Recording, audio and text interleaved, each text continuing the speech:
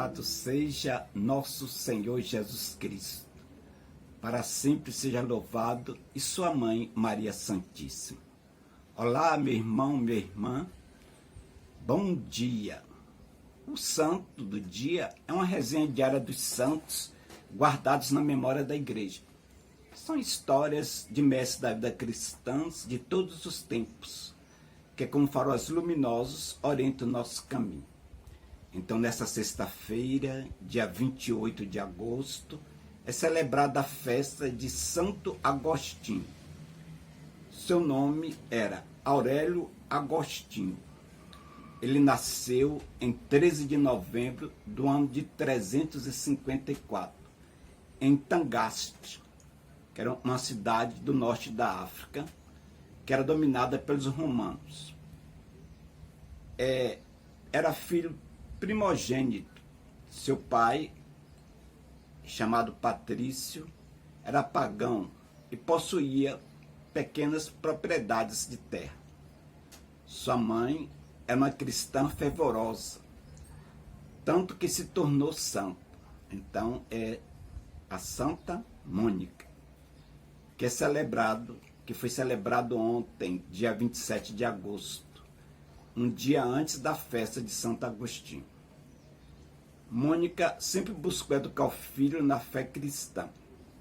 Agostinho, porém, por causa do mau exemplo do pai, não se importava com a fé. Santa Mônica queria que seu filho se tornasse cristão, mas percebia que a hora de Deus ainda não tinha chegado. Tanto que adiou seu batismo com receio de que ele profanasse este sacramento. Então, aos 11 anos, Agostinho foi enviado para estudar em Maduro, perto de Tangaste. Lá estudou literatura latina e algo que o distanciaria da fé cristã, que foram as práticas e crenças do paganismo local e romano. Aos 17 anos, foi para Cartago estudar retórica. Lá, embora tenha recebido formação cristã de sua mãe, preferiu seguir a doutrina maniqueísta. É aquela que enxerga o mundo apenas como bem ou mal, que os cristãos naturalmente negam. Além disso, tornou-se hedonista, ou seja, seguidor da filosofia que tem o prazer como fim absoluto da vida. 2 anos depois, passou a viver com uma mulher cartaginense, com a qual teve um filho chamado Adeodato. Agostinho tornou-se um professor de retórica conhecido por todos.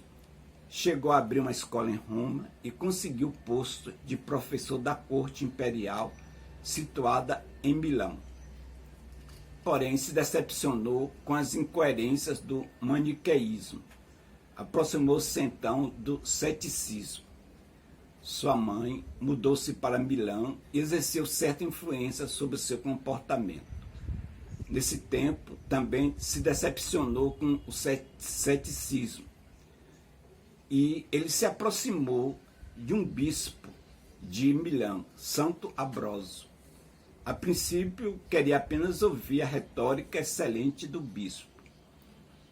Antes de se converter, Agostinho separou-se de sua companheira após 13 anos de relacionamento.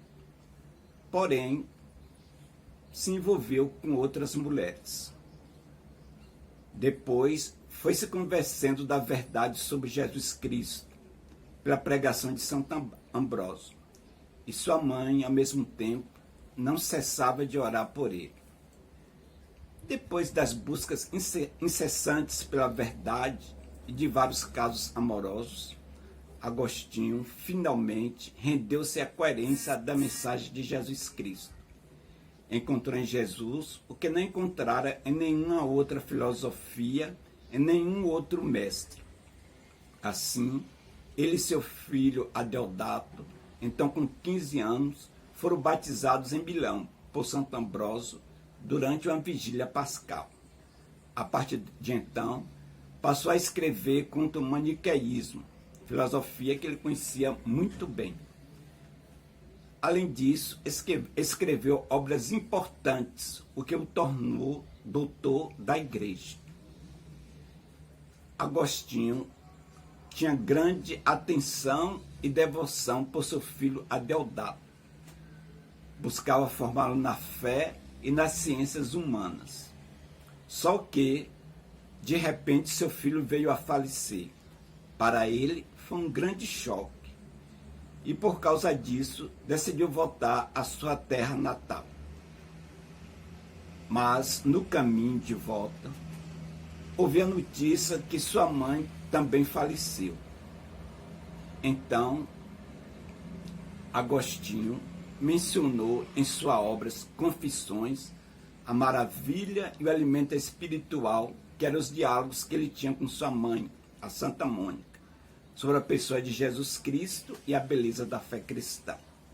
Esses diálogos foram decisivos para a sua formação. E agora, com a morte da mãe, muita falta ele sentiu dessas conversas restauradoras. Depois de sepultar sua mãe, continuou decidido a voltar para sua terra natal. E chegou em Tagaste no ano de 388. Lá optou pela vida religiosa, junto com alguns amigos da fé. Deu início a uma comunidade monástica, cujas regras foram escritas por ele mesmo. Deste pequeno embrião nasceram várias ordens e congregações religiosas masculinas e femininas, todas seguindo as regras escritas e inspiradas por Santo Agostinho. O bispo de Hipona, percebendo a forte inspiração que Deus colocara na alma de Agostinho, convidou-o para ir junto nas missões e pregações. O bispo já era idoso e enfraquecido, mas vendo confirmada a sabedoria de Agostinho, ordenou-o como sacerdote, que foi aceito com grande alegria pelos fiéis. E depois, em 397, logo após a morte do bispo, o povo, em uma só voz, aclamou Santo Agostinho como bispo de Hipona. E ele ocupou esse cargo durante 34 anos, derramando toda a sua sabedoria nas pregações, nos livros, na caridade para com os pobres, na espiritualidade profunda.